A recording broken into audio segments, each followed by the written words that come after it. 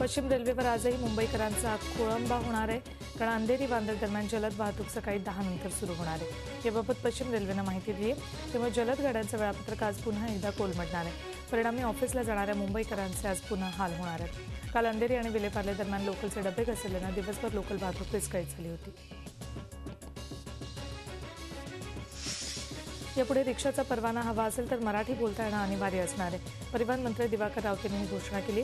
राज्यातल्या 1,40,065 रिक्षांचे परवाने रद्द झाले। या रिक्षांना काही अटींवर परवाने नूतनीकरणाची संधी देण्याचा निर्णय सरकारनं घेतला आहे। ऑक्टोबर महिन्यात हे नूतनीकरण केलं जाणार आहे। मात्र हे परवाने देताना मराठी भाषा येणं बंधनकारक असणार आहे। रिक्षाचा परवाना हवा असेल तर मराठी बोलता येणं बंधनकारक राहील अशी घोषणा केल्यानंतर त्याचे पडसाद उमटू लागलेत। शिवसेनेच्या मराठी कार्डवर उत्तर भारतीय संघटनेनं होर्डिंग लावून हल्लाबोल केला। कलानगर परिसरात हे होर्डिंग लावण्यात आले। या होर्डिंगच्या माध्यमातून शिवसेनेवर टीका करण्यात आली। करेंगे आंदोलन दिलाएंगे हक अशा आशयाचं होर्डिंग लावण्यात आलं।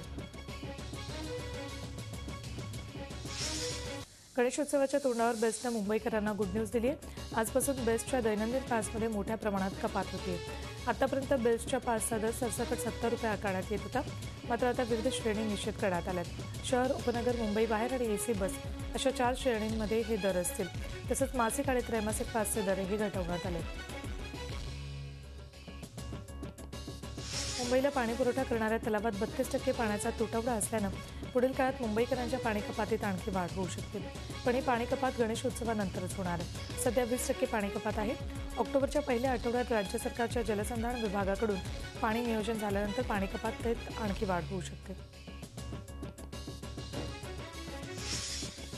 सिंचन घोटाळ्याप्रकरणी माजी जलसंपदा मंत्री सुनील तटकरे यांच्या अडचणी वाढणार आहेत। तटकरे यांना 21 सप्टेंबरला एसीबी समोर हजर राहावंच लागणार असल्याची माहिती सूत्रांनी दिली आहे। अजित पवारांच्या अडचणी आणखी वाढल्या। सिंचन घोटाळ्यापाठोपाठ आता राज्य सहकारी बँक चौकशीचं शुक्लकाष्ठही अजित पवारांच्या मागे लागले। 28 सप्टेंबरला अजित पवारांना चौकशी अधिकाऱ्यांसमोर म्हणणं मांडावं लागणार आहे। अजितदादांसह 77 माजी संचालकांची देखील चौकशी होणार आहे। राज्य सहकारी बँकेतील घोटाळ्याबाबत कर्जाबाबत त्यांची चौकशी होणार आहे। दुष्काळग्रस्तांना मदत जाहीर करण्याच्या मुद्द्यावर आज सलग दुसऱ्या दिवशी राष्ट्रवादी काँग्रेसचं आंदोलन सुरू होतं। उत्तर महाराष्ट्रात नाशिक, धुळ्यासह अनेक भागात पक्षाचे कार्यकर्ते रस्त्यावर उतरले होते। नाशिकमध्ये द्वारका सर्कलवर माजी मंत्री छगन भुजबळ यांच्या नेतृत्वाखाली शेकडो कार्यकर्त्यांनी रास्ता रोको केला। त्यामुळे सर्कलकडे येणारे 4ही मार्ग ठप्प झाले होते।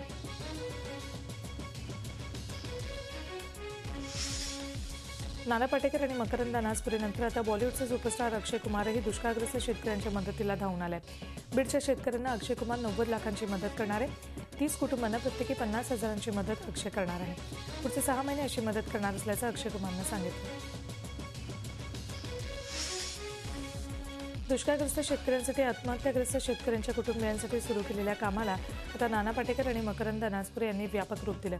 मदत स्वीकारण्यासाठी आणि त्याचा योग्य विनियोग करण्यासाठी नाम फाउंडेशन या संस्थेची स्थापना करण्यात आली। ज्यांना या उपक्रमात सहभागी होऊन मदत करायची असेल ते या संस्थेच्या अकाउंटमध्ये पैसे जमा करू शकतात। राजापूरचे तहसीलदार गुरुनाथ हुनेर यांना 2 लाख रुपयांची लाच घेताना रंगेहात पकडले। हुनेर यांनी राजापूर नजीकच्या एका चिरेखाण व्यावसायिक मनोज सप्रे यांच्याकडून तब्बल 14 लाख रुपयांची लाच मागितली होती। पुण्याच्या 2 माजी महापौर महापालिकेसमोर उपोषणाला बसल्यात। ससाणे नगर इथे रेल्वे क्रॉसिंगच्या ठिकाणी भुयारी मार्गाचं काम थांबलंय। हे काम लवकर सुरू व्हावं यासाठी 2 माजी महापौर महिलांनी हे उपोषण सुरू केले। वैशाली बनकर आणि राजलक्ष्मी भोसले या 2 माजी महापौर महिला उपोषणाला बसल्यात। या दोघेही राष्ट्रवादी काँग्रेसच्या विद्यमान नगरसेविका आहेत। केंद्र सरकारच्या स्मार्ट सिटी स्पर्धेत भाग घेतलेल्या नाशिक महानगरपालिकेनं आता ई-गव्हर्नन्सची कास धरली आहे। महापालिकेनं मोबाईल ॲप आणि संगणकीय कार्यप्रणाली विकसित केली आहे। त्याचा लोकार्पण सोहळा मनसे अध्यक्ष राज ठाकरे यांच्या उपस्थितीत पार पडला। महापालिकेनं smartnashik.com नावाचं एक संकेतस्थळही विकसित केलं। नागरिकांच्या तक्रारी आणि सूचना जाणून घेण्यासाठी हे पाऊल उचलण्यात आलं। चिकी घोटाळ्याप्रकरणी निकाल लागेपर्यंत संबंधितांना उरलेले पैसे देऊ नका असे आदेश मुंबई हायकोर्टानं राज्य सरकारला दिलेत। त्याचबरोबर चिकीचे कंत्राट देताना संबंधित सूर्यकांता महिला औद्योगिक सहकारी संस्थेला कंपनीची उत्पादन आणि गुणवत्तेची माहिती लक्षात घेतली होती का असा सवाल कोर्टानं विचारला। मुंबईत 2006 साली झालेल्या रेल्वे साखळी स्फोटाप्रकरणी आज कोर्टात सुनावणी होणार आहे। मंगळवारी विशेष मोकाळ कोर्टात आरोपींची जेलमधील वर्तणुकीबाबत त्यांचे नातेवाईक आणि मित्रांचं मत नोंदवून घेण्यात आलं। या स्फोटाचा आरोपी श्यामच्या वर्तणुकीबाबत कोर्टानं जवेरी बाजार स्फोटातील आरोपी नदीम अन्सारीचं मत नोंदवून घेतलं। 2012 मध्ये एटीएसनं नदीमला जवेरी बाजार स्फोट प्रकरणी अटक केली।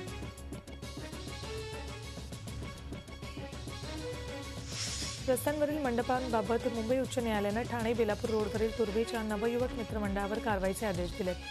कारवाईची शिक्षा म्हणून मोठी रक्कम मुख्यमंत्री दुष्काळ निधीला नवयुवक मंडळांना द्यावी असे आदेश न्यायालयाने दिले। या आदेशामुळे राज्य सरकारसह अनधिकृत आणि न्यायालयाच्या नियमांचं पालन न करणाऱ्या मंडळांच्या पायाखालची वाळू सरकली।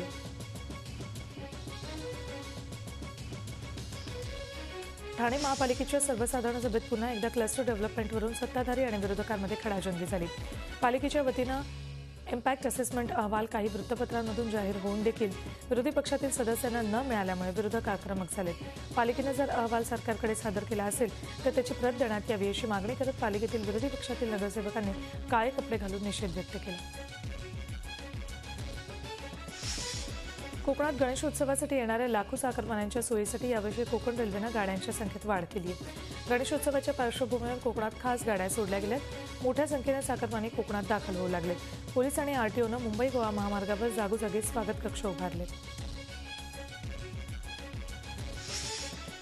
गणेशोत्सवासाठी चाकरमानी कोकणात निघाला। ही वाहतूक मुंबई गोवा महामार्गावरून असते।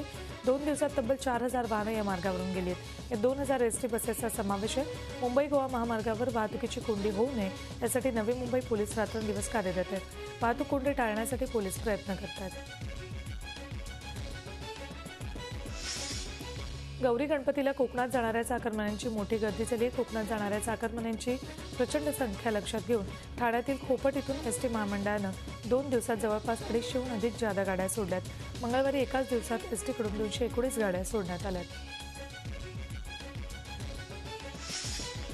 गणेशोत्सवानिमित्त पुणेकरांसाठी सांस्कृतिक कार्यक्रमांची मेजवानी घेऊन येणाऱ्या पुणे फेस्टिवलचं यावर्षी 17 सप्टेंबरला उद्घाटन होणार आहे। मुख्यमंत्री देवेंद्र फडणवीस यांच्या हस्ते तसंच केंद्रीय मंत्री प्रकाश जावडेकर यांच्या उपस्थितीत हा उद्घाटन सोहळा होईल।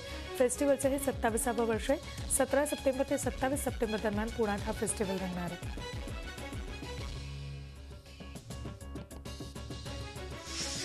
नाशिकमध्ये पुलावरून नदीत उडी मारून आत्महत्या करण्याचा प्रयत्न करणाऱ्या एका नागरिकाला एका तरुण पोलिसानं जीवाची बाजी लावून वाचवलं। कुंभमेळ्यासाठी आलेल्या एका भाविकानं पुलावरून गोदावरी नदीत उडी मारली। या परिसरात ड्युटीवर असलेले 24 वर्षांचे trainee police constable Manoj Barhate यांनी ते पाहिलं आणि ताबडतोब नदीत उडी मारली। नदीत गटांगळ्या खाणाऱ्या त्या भाविकाला बारहाते यांनी काठावर आणलं आणि त्यांचा जीव वाचवला।